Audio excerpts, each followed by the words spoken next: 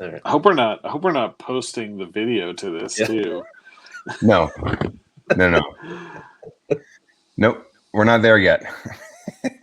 Yeah, nobody wants to see the talking heads. They just want to listen to us. Yeah.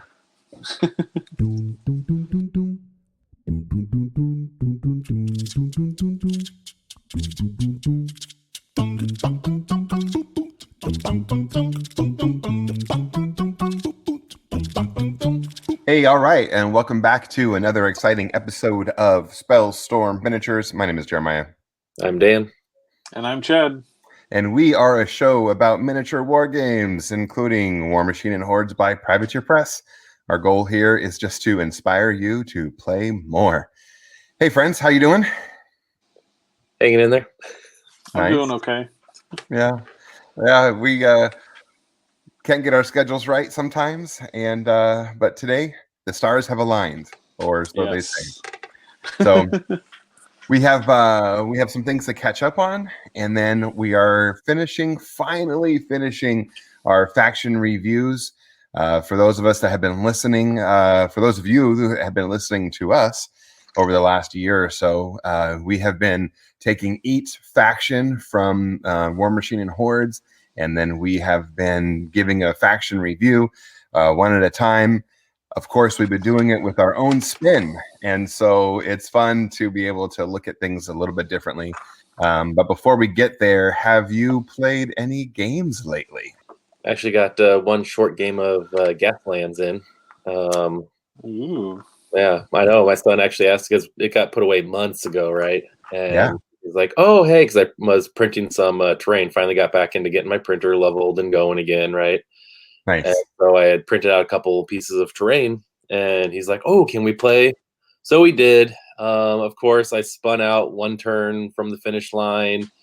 He ended up wrecking two, but and then my daughter actually ended up winning. She didn't wreck a single time and just cruised right in. Nice. But, that little bugger plays dirty. So when you slide out, right, you're one of the other people gets to decide which direction you're facing. And so he like pinned me in between some terrain and backwards towards the finish line. And so then I tried to even just do a simple maneuver of like whipping around to back up. And then I failed that even in first gear. So then I slid again. It was horrible. Oh man. Wow. Yeah. Are you using what templates are you using? Did you print your own or did you buy some online? So I did kind of both. I ended up getting some foam, some craft foam, and I used the Cricut or Cry-Cut. Forget which one the actual it's called. Anyway, and so I cut those using the templates. I basically used the book's templates, created my own Cricut design, the design space, cutting out the lines, similar to almost like making a 3D print outline, right? And then I used those, put them on the Cricut, had it cut it out. Then I also cut out paper ones, glued the paper ones on top, so you had the gear shift, the 1, 2, 3, 4, 5, 6, and what's a hard maneuver, what's an easy, stuff like that. Yeah. So I also got to cut a lot. Remember how hard it is to cut a whole bunch of paper and do a little crafting kit too, right? So I glued all that down. So it's just on like, 1/4-inch craft foam or 1/8-inch craft foam, plus some paper glued on top. That's fun. But yeah, if I was to play more, some acrylic ones would be really cool. Yeah. Do you and your kids like mod your cars or just use the cars straight up? We haven't got that far yet. We're just in the simple phase of the racing. We haven't really driving. Haven't quite introduced all the weaponry to it yet either. It's more of let's get down the dice of how to use templates to turn, go around stuff, when to risk it, when not, just rolling the dice and making those decisions. Yeah. We'll get to Otherwise, your son is just going to spend the entire game shooting you. Yes. I love. And then your daughter's still just gonna like coast past both of you. Oh, she's just gonna gas it and go straight through the finish line. Exactly. You boys can fight. Peace. That's right. She's the smart one. She knows how to play this game. Right. That's like when I play Commander sometimes with Oz and Bryce. Like Oz just gets like zero in on you and he wants to crush you. and the other person's like, let it happen, and they end up winning. So Yeah. or something. Yeah. Right. Speaking of Commander, you posted a picture the other day. I did. Yeah. We got it was my birthday weekend, and so all I wanted to do was play games, and we had been running Frostgrave and stuff, and just finished the Sellsword campaign, and it was quite an epic finish. But I didn't want to go back and like pick up another campaign quite yet, and so we decided that we would just play some Commander, and then Oz got a new deck. He built Gashath. Is that the dinosaur? Yeah. Yeah. So he built a Gashath deck. Son's Avatar? Sounds Yeah, right. something like Something that. like that? I don't remember. It was horrible. So I was running Wylith, Yeah. which is my new Boros commander, and I wanted to run him kind of back to back, but I ended up not doing it back to back. I only ran him once, and then I can't remember who Bryce ran, but like Oz just clobbered us. And what's horrible is when I was running, I think it was so I ran Wylith game 1 and I ran my Skullbriar deck game 2, and both of those are Voltron decks, and both of those have the ability to just kill. And so I got Oz down. I took 17 of his life, so all I had to do was poke him for 4 more, and then he was out. Yeah. And well, I was poking on him, and I decided that I would just let off the gas a little bit and let him live. And so, and then he just you can't exploded. do that against dinosaurs. No. So yeah. So he clobbered all of us, and then we played a second game, and then he clobbered all of us again. So that's just how you can't let Gishath hit you, because as soon as he hits you, he starts flipping the top of the deck and just starts dropping dinosaurs into the battlefield. And then you're just looking at a giant line of dinosaurs. Yeah. Yeah, and you get these ETB triggers. And so he's like, and this happens, and this happens, and this happens. And we're all going, ugh. Yeah. Speaking of birthday weekend, I did get a minis game in. War Cradle Studios put out a board game for the Bill and Ted movie. And there was some delay in the production of that. And so I just got the game like a week ago or maybe 2 weeks ago. And so I decided that I would save it for my birthday. And so we pulled it out, and we've got these great little miniatures of Bill and Ted and their girlfriends, and then a Rufus miniature, because I got the Rufus expansion. And then all of the figures for the personages of historical significance. And so we busted that out on my birthday, and it was a lot of fun. We kind of misread the rules a little bit. It's a co-op game, and so we're supposed to work together, and we're supposed to get all of the historical figures back to their locations.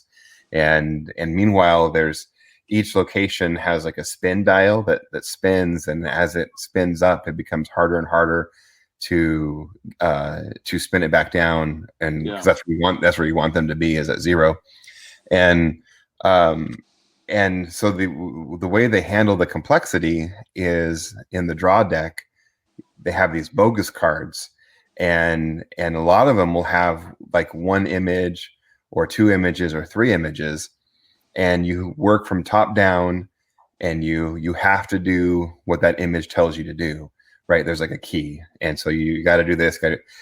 Except we sort of misread that, because underneath on some of these cards, underneath like the second and third image will be like a color stripe, and that color indicates another condition that has to be met in order to do that. And so and on the bogus cards, if you're doing those things, it's actually harder for you, and it makes the game harder. And so we started playing, and we weren't in dire straits at all, because the game had just started. And so we didn't need to do the second and third steps on these bogus cards. We just needed to do the top one and then go on. And so we basically made it really hard for ourselves, and we ended up losing. But it's super fun. It's simple. It's more simple than I thought it would be. Actually, when I saw the game components, for some reason I thought there was a little more complexity, and it's just like an exponential variation of a time dial. So each location has its own dial, and then there's a grand big dial for San Dimas, and when San Dimas hits level 20, you're dead. And so San Dimas hit level 20 and we died. And it wasn't because we were doing it wrong. It's just because we were absolutely doing it wrong in turns 1 and 2. And then by the time turn 3 came around, they were like, oh, now we know how to play. But rather than restart, we just finished the game. So as long as you had an excellent time. We had an excellent time. It was totally rad and tubular. And part of me wants to paint the models and part of me doesn't. I have mixed feelings about board games with models. Yeah. So they're really cool, but they're also extra work if you want to paint them and try and do a good job. So yeah. How about you, Chad? Well, I've only gotten a couple games in. I've been playing a little bit of video games. My work schedule changed, and then I've also been helping my parents out some. My mom recently had her other knee replaced about a week and a half ago. And then my dad was having some issues getting to his doctor's appointments, and so I was helping him about 3 days a week. So I wasn't doing very much outside of my 11:30 to 8:30 working schedule. I was basically coming home, having a snack, unwinding a little bit, and then going to bed. And so most of my time was spent just doing some wizard chores and some video games of doing a couple of daily quests, and then mostly just doing my farming stuff on Albion Online. But a couple weeks ago, one of my roommates, Phil, bought this new game that the store had in called King's Dilemma. And it's a legacy game. Okay. And it's basically the political power vying of Game of Thrones without the combat and stuff like that.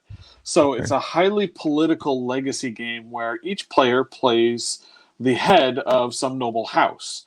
And you are all part of the king's council, advising the king on these dilemmas that come up that are that you have to vote on. So there are these various incidents, and each session that you play basically is a number of dilemmas that you play. It's like a minimum of 7, maximum of 12, because there are some contingencies of of the lifespan, basically. Minimum 7 cards for lifespan, maximum 12, and then the king eventually passes due to old age. There are two other conditions that end the game, which is one condition in 2 ways of the king abdicating, which is if the kingdom is doing too well, the houses have too much power, and the king abdicates. If the kingdom isn't doing very well at all, riots break out, and then the king abdicates or gets executed. So this is like the weird balance that you have to balance both extremes. Yeah, and so there's five major resources that you gain and lose depending on the way that you vote, and depending on some of the scenarios, you add stickers that can have positive or negative effects. So the way that you pass or you vote on these things, there's 3 voting options. There's aye, nay, and there's pass. With passing, you can do one of 2 things. You can pass to gather power, where you take power tokens that have been spent by other people in the previous rounds, or from the base stuff that just starts there. And everyone starts with the same number of power tokens at the beginning of the game. And then you can gain more by not voting or not voting very much, so you're not using as much of your power, and then later passing to gain power and taking it back out of the middle. Whichever vote wins, whoever voted the most in that basically takes responsibility for whatever it was that passed. So if there's a story card, if there's a new story set that gets implemented into the dilemma deck, or there's a sticker, that person writes the name of their house on that sticker, and it goes onto the board. So they take responsibility for that action. And then there are envelopes that add new storylines and more stuff to the dilemma deck, more issues that you have to kind of work through. And there's tons of different things in there that can either cause more envelopes to get open, more stickers to get added, and then it changes the resources. So it's a really, really cool game. You get about 15 plays out of it or so, and it's a legacy game. So when you get done with each session, which is the ruling span of the king, you take those cards and you put them into the trash bin, and you don't get them back again. That's so weird about legacy games. Like, yeah. And this is the first legacy game that I've actually played. The stickers, the stickers that go on the board can affect the legacy setup of the next game. That's right now, currently, the name of my house has, I think there are 4 stickers with the name of my house on it.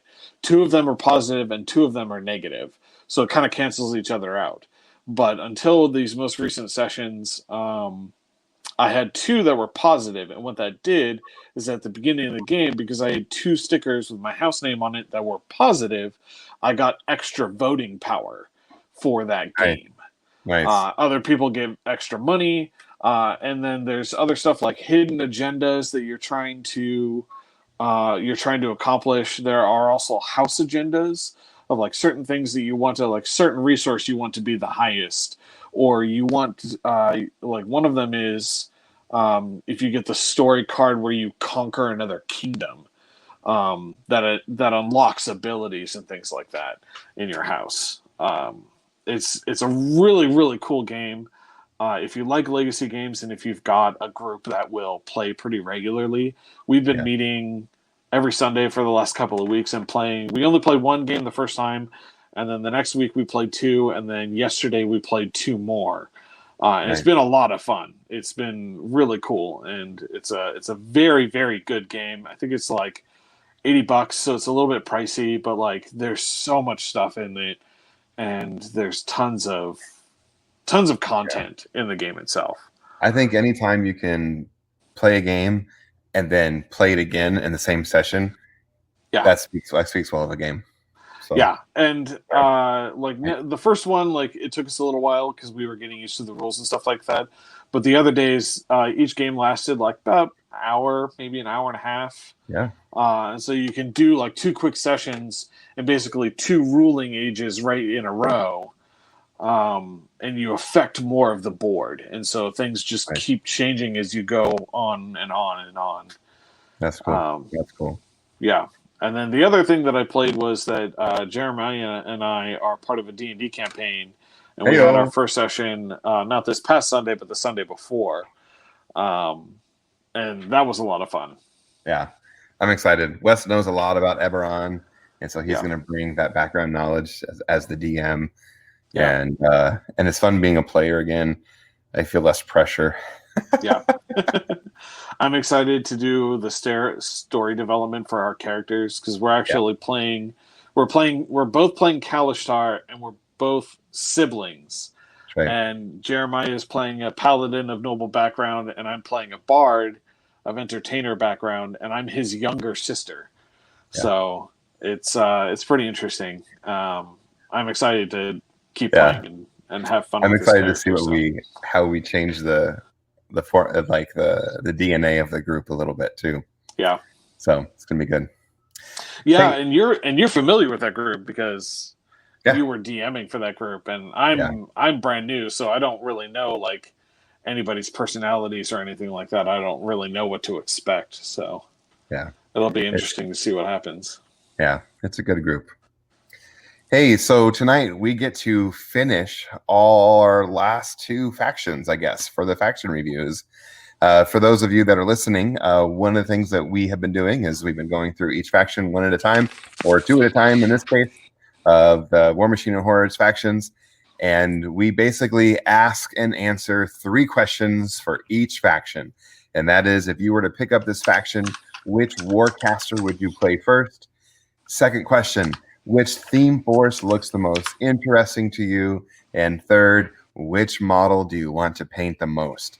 And so we're pretty excited to answer these questions. Tonight's two factions are Crucible Guard and Infernals. And so, Dan, which Warcaster would you want to start with first? Let's start with the Crucible Guard. We'll all go through Crucible Guard first, and then we'll go through Infernals last. So if you were to pick up Crucible Guard, which Warcaster would you start with? Sounds good. And these are kind of the two newer limited factions, right? That's true. After the last couple of years. So you don't have as many deep options to go on these guys, but they're very different also. Very different. Yeah. So for Crucible Guard, just started off with the only faction that has a tank as a caster, right? Like, like literally these guys are steampunk, roll up in your tanks and your, rayless interceptors. So I'm going with McKay on this one. Nice. Very cool. Mainly just because, it's a caster and a tank. Like, that's special. That's awesome. Primary reason right there. What about you, Chad? Which Warcaster would you start with?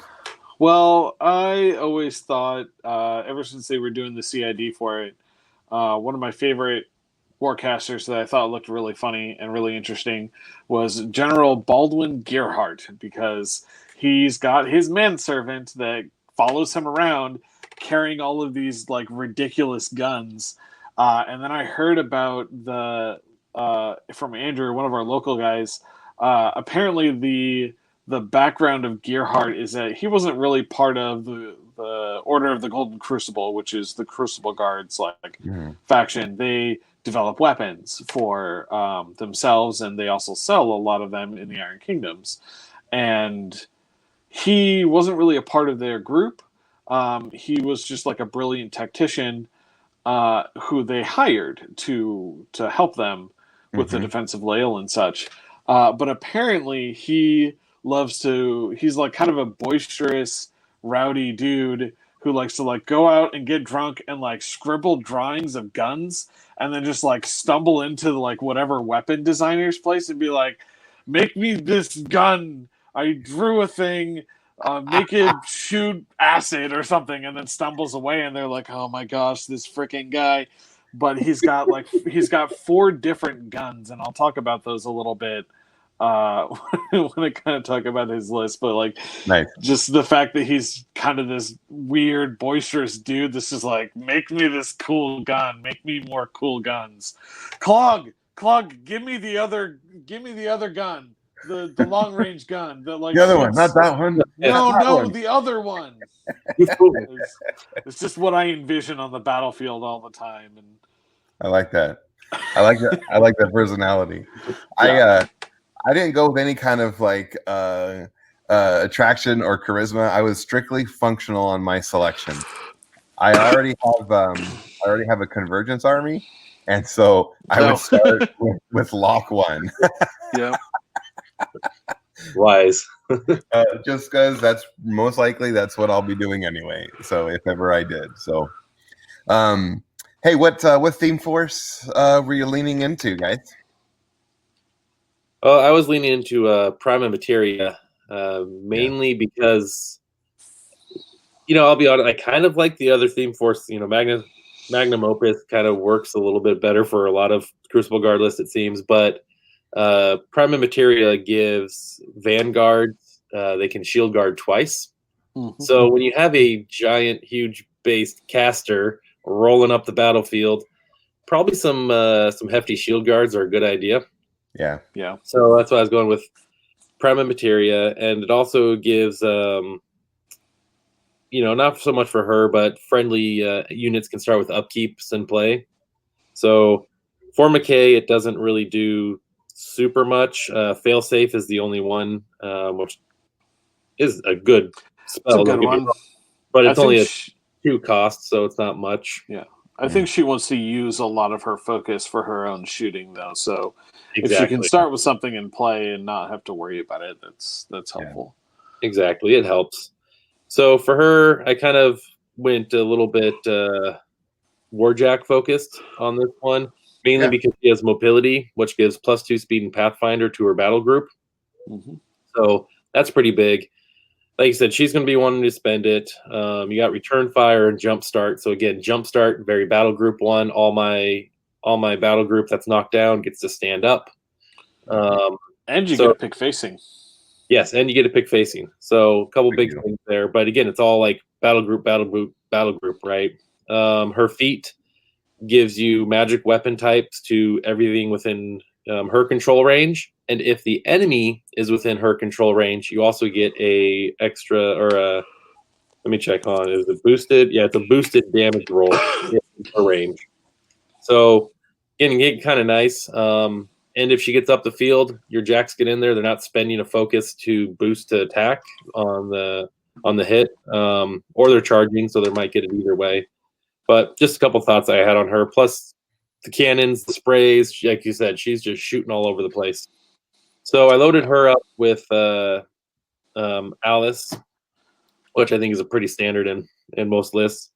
Just for fun, put 3 Tauros because again, counter charging. You get into my caster, you want to come to me. I'm going to get 3 counter charges on you or near you. A couple Vanguards, 2 Vanguards for that, a Retaliator, and a Suppressor. Just more ways to try to lower your defense. Try to put, what rust is it that the Suppressor gives? Retaliator, rust, freezing, and then also a fire spray too. Exactly. Suppressor is probably like one of the most like utility jacks for that faction. It's huge. I thought about playing around, but I kind of like the Tauros, so I just kept 3 Tauros on there. Toro. So you could swap out a Toro for a Suppressor though.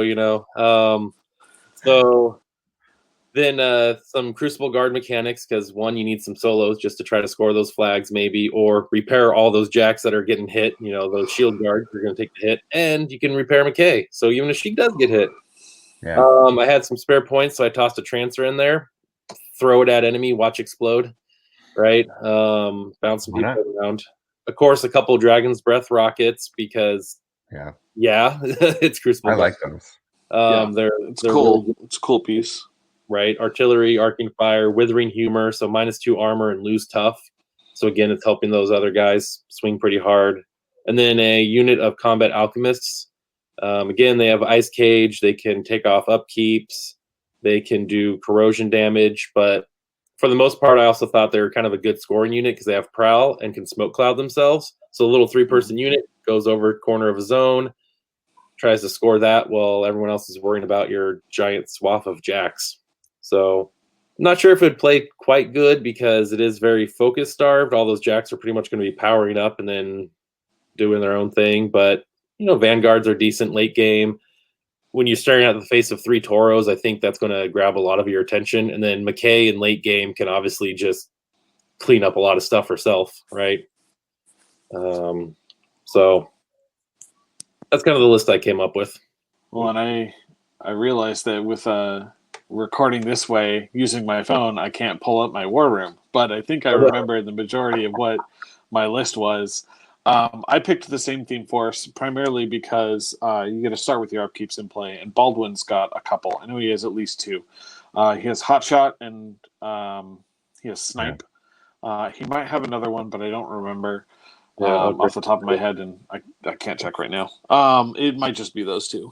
It is, but the pretty roughly the list that I had was like Baldwin with Alice and Mr. Clog, of course, and then just a Vulcan to throw Hotshot onto because Hotshot is super good on a jack that's got like a bunch of gunshots because it saves you on boosting damage rolls.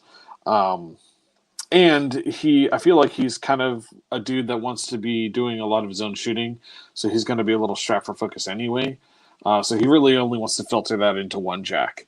The rest of the list had Prospero with a suppressor because it's a super solid combination. No Vanguards in here, though I could probably finagle points to find room for one. I think I had a couple of Trancers and free points. I know that I had a Dragon's Breath rocket, 2 units of combat alchemists, and 2 units of the Stormtroopers, which are the medium-based dudes that have the pickaxes and the steam lobber guns. So they're base range 12, or no, they're base range 10. And I think if they stand still, they get +4 range. And then if you throw a snipe on top of it, they get to range 18. So you can use your combat alchemist for like a turn to give them some smoke, and then you get them up in front. And then I've seen a lot of Crucible Guard players constantly push their combat alchemists forward as like your first screen kind of a thing, and they die just super fast. They just kind of let them throw grenades for a couple rounds and then just let them die. But I feel like they can be really good in late game with some of the utility that they have. So I've got 2 units of them where you would throw smoke for like the first round, and then after that you would kind of move them towards the back and let the medium guys push forward. And with Gearhart's feet giving prey to a unit, to an enemy model or unit, and then you get to start moving it around as you kill stuff. And with Snipe giving super long range to one of the units of medium infantry and Hotshot giving boosted damage to the Vulcan, you can really do a lot of put a lot of hurting onto an enemy army. Gearhart has 4 different guns. One of them's like a spray 10 with crit freeze. One of them's like a range 8 POW 15 that I think is like a 4-inch AoE that sets stuff on fire. His base gun is like a range 12 POW 14 like acid 3-inch AoE or something like that. And then he's got like a range AoE. 10. He's got like a range 10 POW 12 that does Shadow Bind. And he has this funny combination of rules between him and Mr. Clog because they are a Warcaster unit. So he has this rule, I think called Johnny on the Spot, where he gets to swap one of his weapons, like as a free action, basically. He can swap one of the weapons that he has with the weapon that Mr. Clog has that he's carrying. And so you can basically just like turn to Mr. Clog and be like, hand me the, like, whatever, the catalytic defibrillator or whatever, and just like grab another gun and then either shoot with one of them once, swap to a different weapon, and then Mr. Clog can basically make him fire again. Or you can swap to a different weapon and then fire with that twice. Or you could even like fire twice and then swap to something different for the next turn. So you've got options for like the utility, and I'm a fan of utility. I love utility. Yeah, that's fun. Different weapon, the right weapon for the right job, right? And so that was kind of the idea that I went with.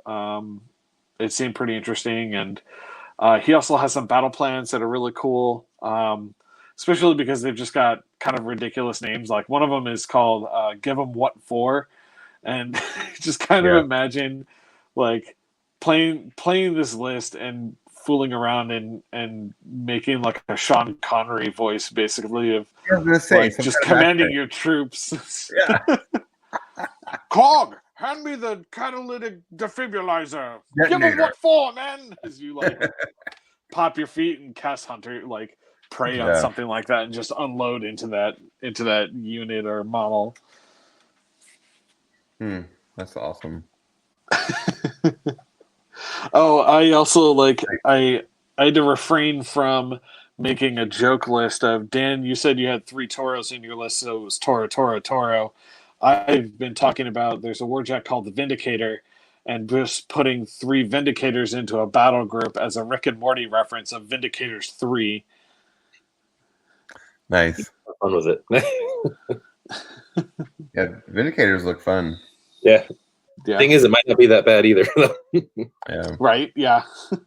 That's another one with like, I think they have the Steam Lobber rule. So if they aim, they get +4 range. Yeah, that's awesome. I didn't make a list for mine, but I'm following suit. I was looking at the Primateria or Primateria.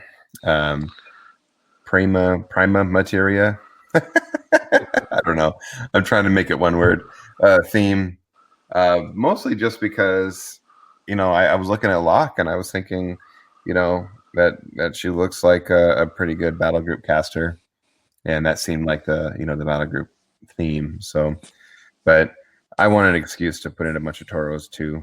I don't know. For some reason, we all seem to like Toros in our area. Like, and maybe that's a worldwide It's a thing. solid jack. With the shield and 18 PS weapon, countercharge, 13 points. I mean, yeah, it's good. It's real good. It's a really good jack. Yeah. Hey, before And we she likes melee jacks too. So yeah, exactly. That's kind of what I was thinking. So, but yeah, I didn't make a list or nothing. I just, Anyway, before we go to the next faction, what model do you want to paint the most in Crucible Guard? That's kind of a little mix. There's some decent looking ones and some fun ones, but I'll probably just go with McKay as my answer again because just big tank, add a lot of embellishments, maybe some be a good option to put a good amount of like battle damage, give some test to that skill, or do a super cool base. Yeah. Exactly. Do a lot of base work to it. Yep. That's cool. How about you, Chad? I would say Baldwin, Gearhart, and Clog, but I don't know if I have the skill to paint Mr. Clog's face to look sufficiently like kind of sad. Like I don't have to match the artwork. Confidence in my skill. I would probably do Prospero. He's a really cool model. He's got a kind of an interesting sculpt, and I think there's a couple of cool different things you can do with him. Oh, yeah, okay. Yeah, it's a good pick. Yeah. I was thinking for this, actually, Big Alice and Little Alice. Oh, yeah. You get, two different kinds of organic stuff and then, organic, non-organic stuff to paint. So yeah, and you could probably do a lot of fun themes that connect those two models together.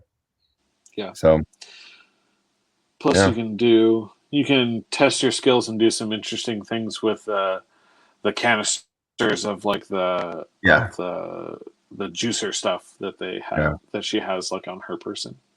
Yeah. Yeah, so I think people do some really nice stuff with the combat vials or Sylvester's vial and all those canisters. Yeah. Well, let's go to our second faction. Our second faction, the last faction of all, and we're finishing our reviews. Is Infernals. So, if you were to pick up Infernals, which master would you start with, or Warcaster? No, master, right? Well, so they're Infernal Masters. They're not quite Warcasters. Yeah, there's 3 Infernal Masters, but technically in a theme you could do casters. I mean, don't be lame and say Sloan. Hey, but I already own a bunch of Signar. No, I thought about that, but do you have enough hunters? Yes, I actually do. Well, no, I only have 6. I don't think that's enough hunters. I think we need one more.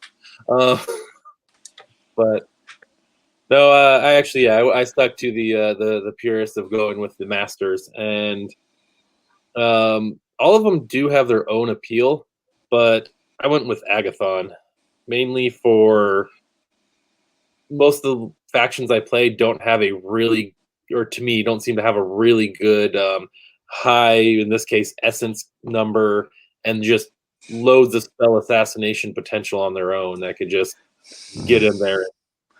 I have 2 rebuttals for you, sir. All right. Haley to Calandra. Fine. Well, Calandra on herself casting her own spells, not that much. I'll give you okay. Haley to Cold Grima. Don't give me that bull crap. I don't have any spellcasters.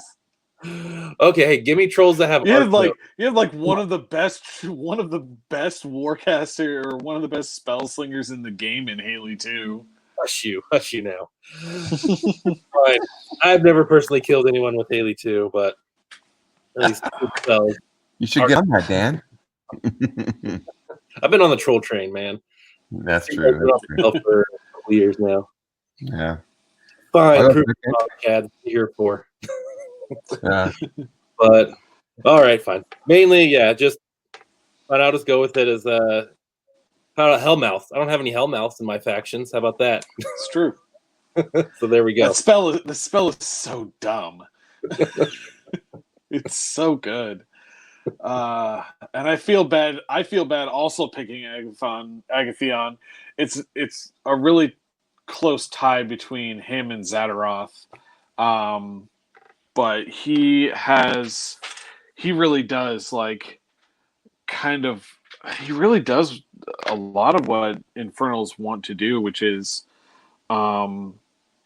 he's got a really high. He's a 9 essence war master.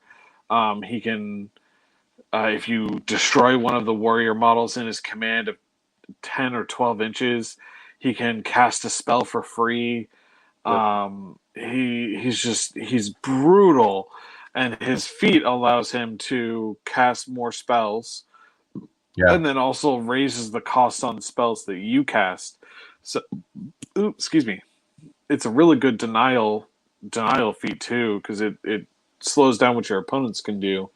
But Hellmouth does so many ridiculous things.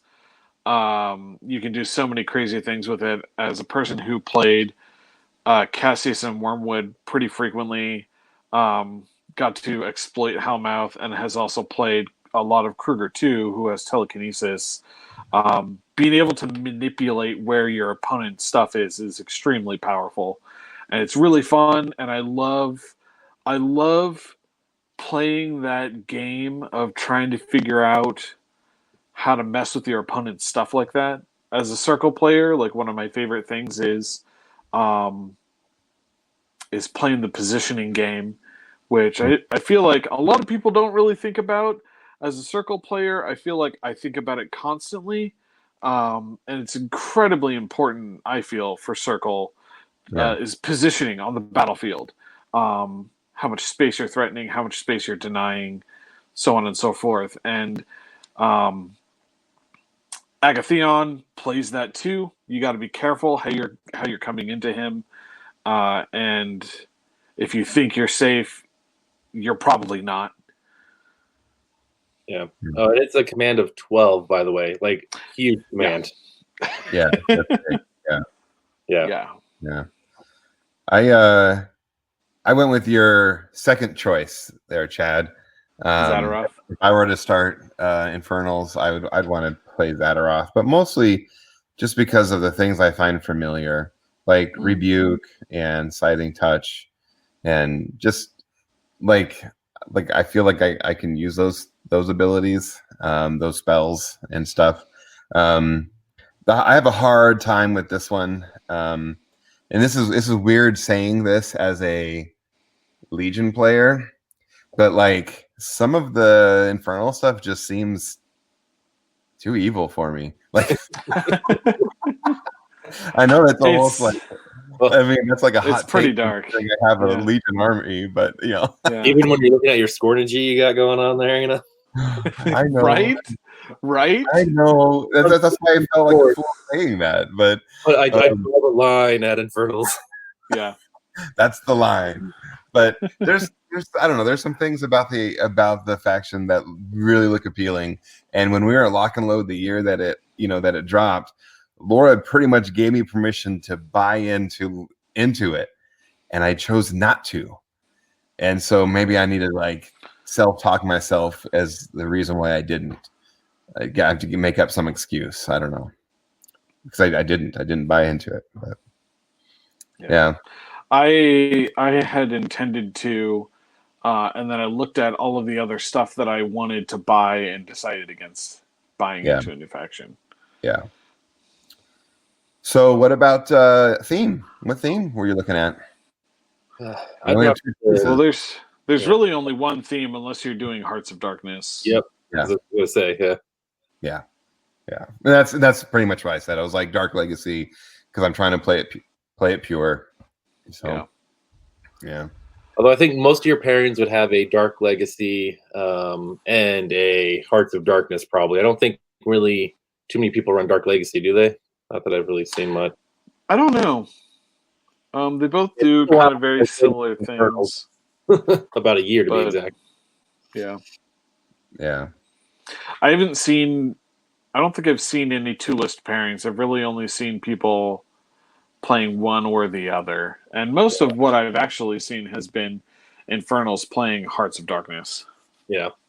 Well, yeah, like they just crank them up. You mentioned Sloan earlier. Like, Sloan getting access to what are they, Umbral Guardians.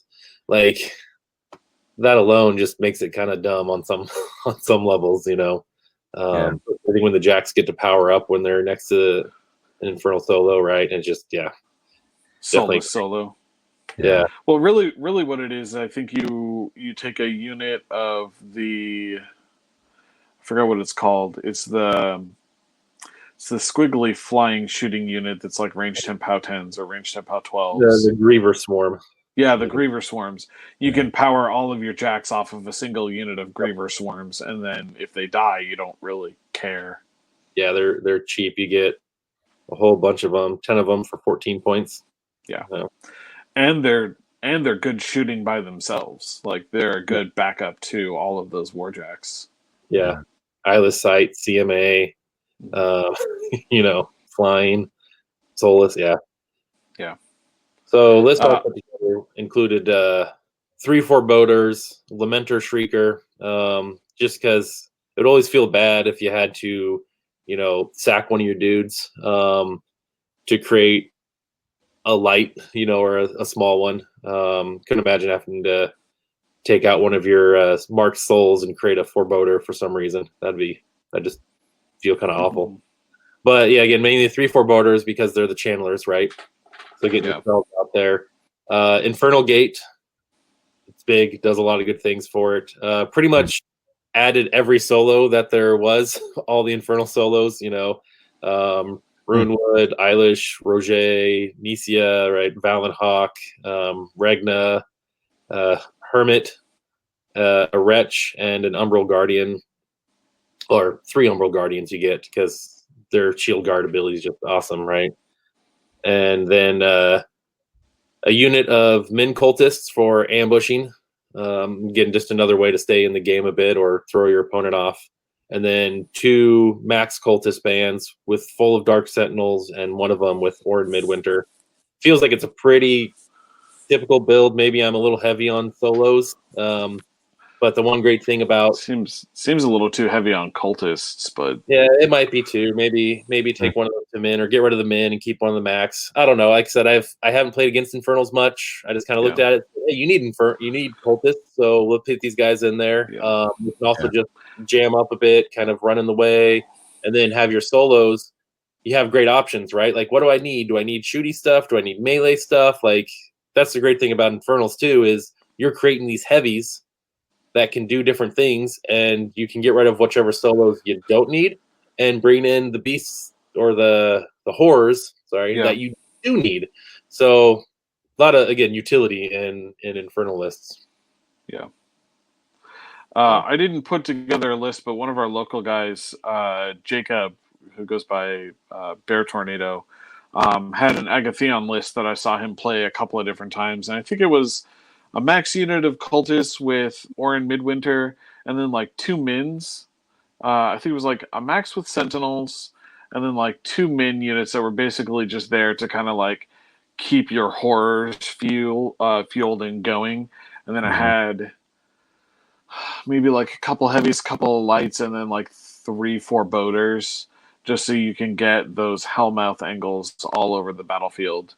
Yeah. And it looked like a lot of fun. I watched him play. It was an extremely brutal list to try and play into, just due to the nature of Agathion and the way that, because he gets to cast a spell for free.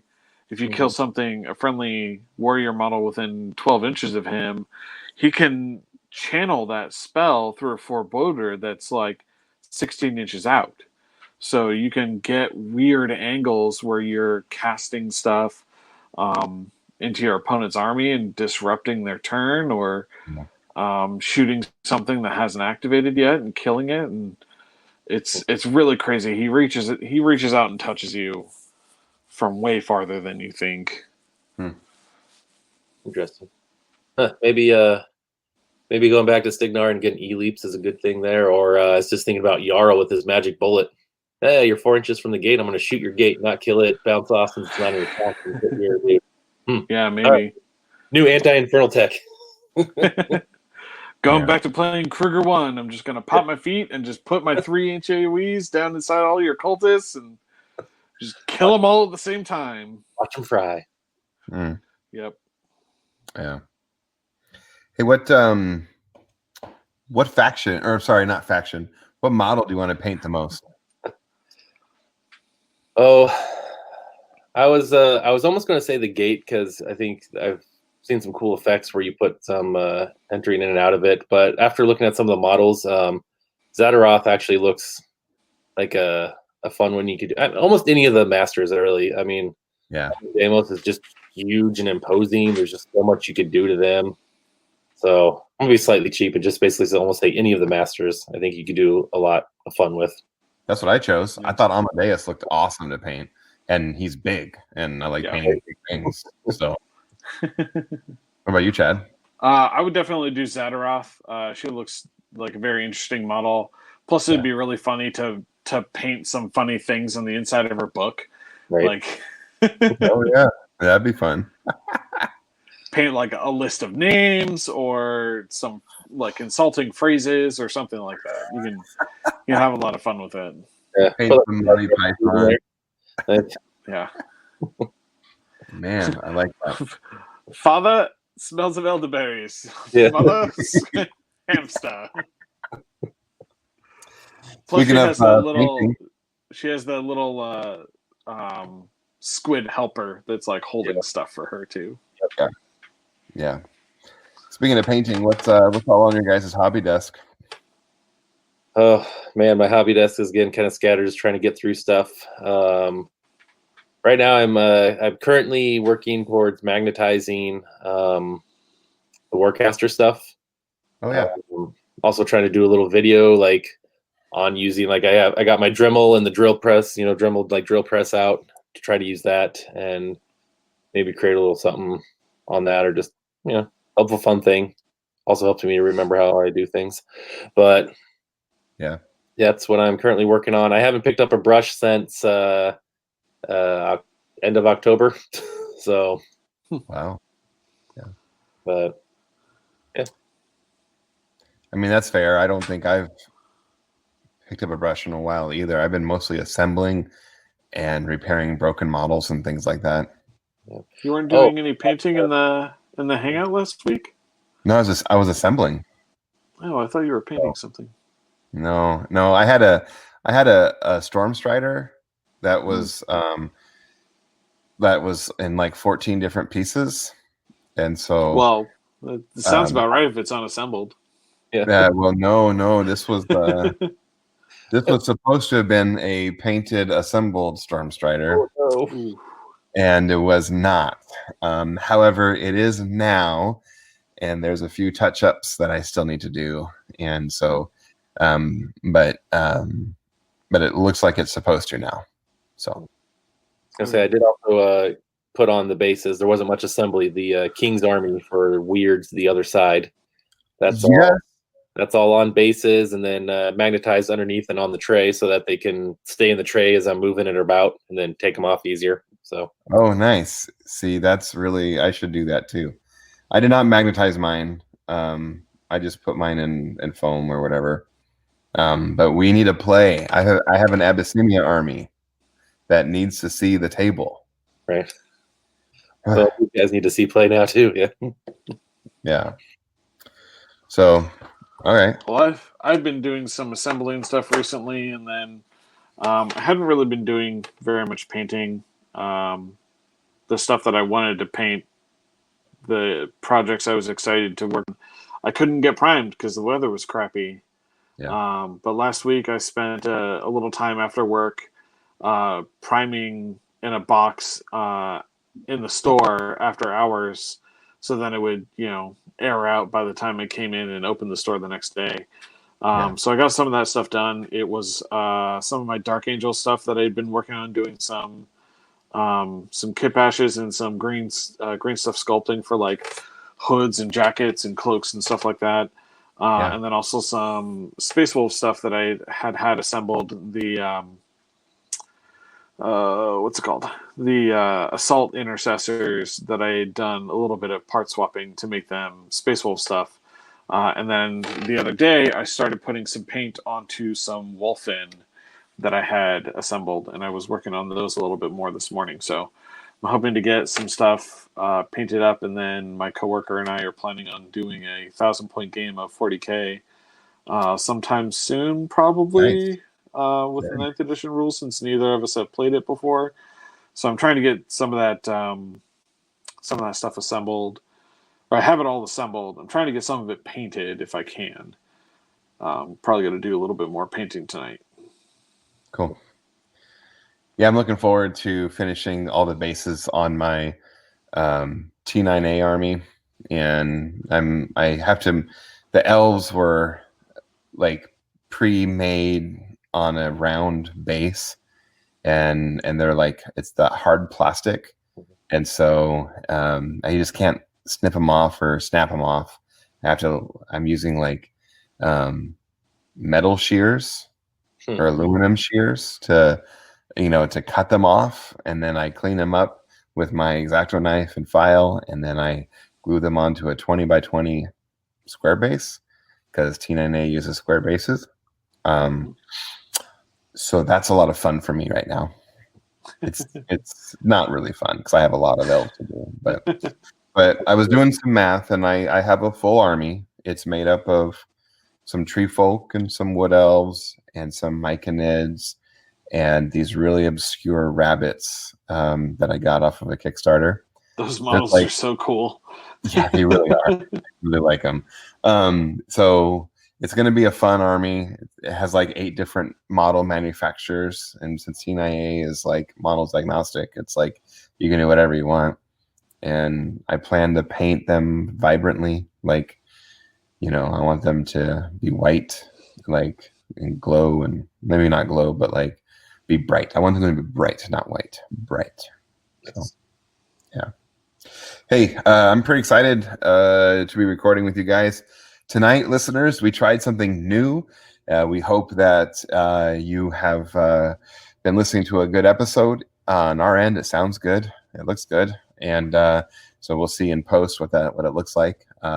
In a couple of weeks' time, we'll get back together, and we usually do some kind of year-end thing, and so we can look at that, and we're looking forward to that. If you want to support what we're doing, check us out at spellstormminiatures.com. We have a pretty fancy website, and there's some fun links there. There's in the sidebar where you can join our Discord page. You can join our Facebook painting group. You can support us on Chemo, Patreon. You can even buy a Spellstorm Miniature t-shirt. And Dan got that set up for us. I have a nice red one a cranberry red is the color that I got. So, and but anyway, we would appreciate that. So we've been going for 2 years, and it's a lot of fun to talk about games, and we want to go for a long more time. So we also want to speak good English, but some of us can't do that. Maybe that's our oratory professors for profession. But hey. Yeah, right. I'm gonna name this episode "Long More Time." Anyway, have a good night, listeners. Thank you.